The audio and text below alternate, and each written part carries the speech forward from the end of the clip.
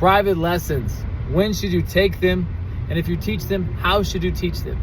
There's going to be a huge, broad spectrum of answers here and a lot of right answers. I'm going to give my opinion, of course, and what I think are the most important on the student perspective and as the teacher's perspective. From the student perspective, it's going to change based on your rank and your time already served in your training, right? Like a white belt question won't be the same as a black belt question, etc. Okay, but as a student perspective, I think it's very important, even if you're a high school kid studying, to take ownership of your learning. You don't, on a whim, decide you want to learn this thing. Now, there's nothing wrong with that, but we're trying to take a stance on strong learning. How can I best utilize my time, right? Pay for an hour, maybe it's $100. How can I get $100 out of this hour? Something like that. Okay, so you need to come ready as a student. You need to have an agenda. This is my problem. I've tried these things. This is the most common responses. Can you help? I can't find my own answer. That's much how tutorials work, high school teacher. The kids don't come in there very often. I don't know anything, teach me. That's what class is for. All right, they come to me for tutorials for extra help. They're struggling with a concept, an idea, a thing, and then we sort it out, we talk it out, we find the mini issue they're having, and we solve it. That's how tutorials work. And in the jiu-jitsu world, we don't call it tutorials, we call it private lessons. That's what I think you're best utilized as. You're a student of the game, you're studying, you try to solve the problem on your own, came to your coach or whoever for the private lesson, and again, you present the issue, present your possible solutions, and then they help you work through the issue and solve it. Just as a quick example, let's just say knee cut. Common knee cut, nothing complicated, I can't do it. Okay, so I've tried it from the population, right? The regular classes for a few weeks or a month or whatever. I can't seem to be successful in my knee cut. Coach, I want a private lesson. I want to learn or work on my knee cut. I'm running into these problems. Their knee is in my way. Their frames are frustrating. They keep just closing their guard. I can't seem to keep my balance. You present the problem that you found in your own evidence. And then your coach goes through, and I'll talk about it in a second, they'll go through the private lesson and hopefully your issue is resolved. And then you're on to greener pastures, right? Now you're knee cutting God after 1 hour. Okay, so again, as a student perspective, take ownership of your learning. Try to have some empirical evidence. Try to figure out the solutions. And when you can't, that's when you have your evidence. You've had your attempted learning. And now it's your turn to ask your coach, private lesson, to make sure that you can sort out the problem, get it solved. Okay. Now from the coach's perspective, giving the private lesson, what I like to preface to all the people that I give privates to, and I give privates to lots of people on our team. I give privates to black belt academy owners from other teams, and they don't like me naming their names. But I give private lessons to a big, broad spectrum of people, and I help them out. So I like to preface them by asking what is their issue, right? What's their question, right? What's the problem they're trying to solve?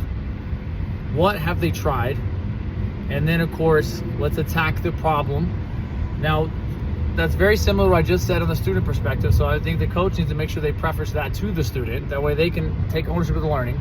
Now, the flow of the private lesson, this is where lots of answers are correct, but this is what I give. The way I like to do a private lesson, depending on the skill of the person, right, trying to go pretty generic here to help you out, is after we've had the conversation before the private, so I know what the thing is, I understand some of their issues, okay, they come in, I like the first 10 to 15 minutes of a private to be, show me now. We've talked about the problem, we want the possible solutions you've tried, now show me. And 10, 15 minutes of kind of a positional sparring situation of their problem. So I can watch them, how they're trying to solve it, and I can come up with the obvious issues. Okay, then I like 15 to 30 minutes of problem solving. I just saw you do this. Let's try this. Let's try this. Here's another thing, etc. A little bit of micro dosing, micro learning there. I saw this, you do this, you do that, I do this, etc. So like 15, 30 minutes of that. That leaves between 15 and 30 minutes of, once again, positional sparring. Now that you have the new patterns, try them out. Let me see. Ready, go. And as they're flowing and fighting through the positional battles, you can stop them. Obviously, okay, hey, let's try this now. Okay, go. All right, good job. They look good. Go again, go again, go again. Oh, okay, here's a new problem that presented itself. your partner now, whether that's I'm the partner or they have an Uki, now they gave you a different look because you gave them a different problem. They solved it automatically. Now we're learning together, guys, right? Now you tried a thing, it worked. They tried a new thing, it worked. I'm in traffic like as always. Let's keep learning. And now your private lesson becomes very, very, very useful, not just for you alone as a student. Obviously, you're the one that came with all the questions. But now you're learning through your experience, you're learning through the problems, and you're teaching yourself as you go, and you're becoming a learner, right? Whereas you're becoming a problem solver.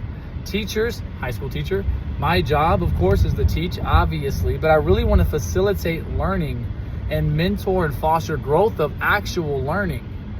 Now, this becomes difficult on many different layers and perspectives, but as a private lesson, that's the conversation. Jiu-jitsu, that's the conversation, right? I need a student that wants to learn, presents a problem, presents their possible solutions, and then we work through them tutorial style, right? Because again, teacher, right? And we solve them. Now, as I'm solving their problem with the private lesson, I'm not just teaching them knee cut, arm bar.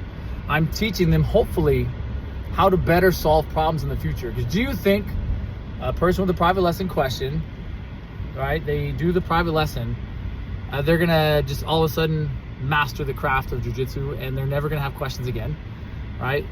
Now there's the business side where, hell yeah, it's great. Let's get lots of private lessons. Let's get me lots of money, hooray. But there's the real side of it. I want you to learn.